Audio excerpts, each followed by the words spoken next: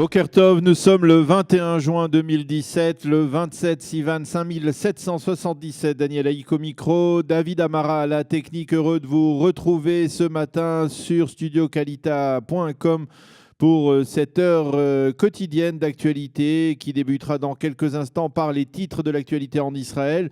Vers 8h10, nous recevrons le docteur Ephraim Herrera, orientaliste et auteur d'un livre sur le djihadisme. Nous parlerons avec lui du bras de fer entre Mahmoud Abbas et le Hamas dans la bande de Gaza, également de la situation en Europe. Vers 8h30, eh bien, ce sera comme chaque matin la chronique d'Eliana Kurfinkel, Un jour notre histoire. Vers 8h40, je vous retrouverai pour la revue de la presse des médias et des sites d'information israéliennes. Ce matin, il faut le préciser d'emblée, pas de mitzvada dans cette heure d'actualité parce que c'est Cathy Choukroun qui appellera un auditeur ou une auditrice dans le cadre de ses émissions pour lui demander si elle ou il connaît le montant exact de cette mitzvada, de cette valise, ce jeu que nous vous proposons donc depuis le début de la semaine.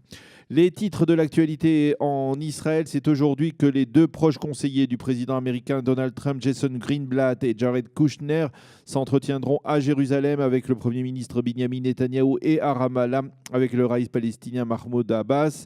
L'objectif de ces rencontres, préparer une feuille de route en vue de la relance du processus de paix entre Israéliens et Palestiniens.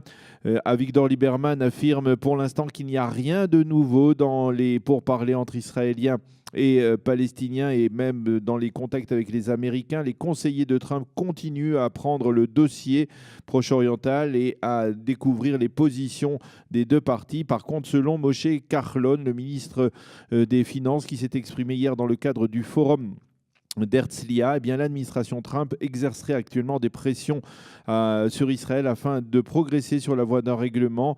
Et selon lui, il se passe quelque chose, a dit donc Moshe Kahlon, sans faire plus de précision. Donald Trump sent qu'il peut parvenir à un accord, a encore dit le ministre des Finances.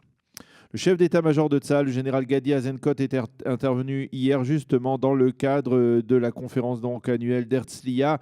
Il a déclaré en substance: nous poursuivons nos efforts pour empêcher la progression du Hezbollah le long de la frontière israélo-syrienne sur le plateau du Golan. Selon lui, le Hezbollah est la principale menace contre l'État d'Israël et il transgresse allègrement la résolution 1701 du Conseil de sécurité votée à la fin de la Seconde Guerre du Liban en été 2006, une résolution qui empêche le mouvement chiite de se déployer près de la frontière entre Israël et le Liban. L'ancien Premier ministre Ehud Olmert a été hospitalisé hier à l'hôpital Tel HaShomer près de Tel Aviv après des douleurs thoraciques. Il n'a pas perdu connaissance selon ses médecins. Il ne s'agirait pas d'un accident cardiaque. L'ex-Premier ministre, qui on le sait réclame au cours des derniers jours une réduction de sa peine de prison, a fait l'objet de nombreux examens. Il est resté en observation donc à l'hôpital Tel HaShomer. Et puis les quotidiens mentionnent l'attentat qui a été évité hier de justesse au cœur de Bruxelles, 24 heures à peine après l'attentat déjoué sur les Champs-Élysées à Paris. Un terroriste qui se trouvait dans la gare ferroviaire de Bruxelles, la gare centrale, a voulu se faire exploser grâce à une ceinture d'explosifs qu'il portait, mais la vigilance des forces de sécurité belges a permis d'éviter un nouvel attentat puisque les forces belges ont ouvert le feu sur le suspect, le neutralisant. L'explosion s'est produite, mais elle était de faible intensité. Il n'y a pas eu de blessés. Le terroriste, lui, a été tué. Selon des témoins de l'explosion, le terroriste aurait clamé Allah Akbar, Allah est grand, avant de se faire exploser. La météo pour terminer, le temps sera bien plus frais sur l'ensemble du territoire israélien aujourd'hui avec des températures en baisse par rapport aux moyennes saisonnières.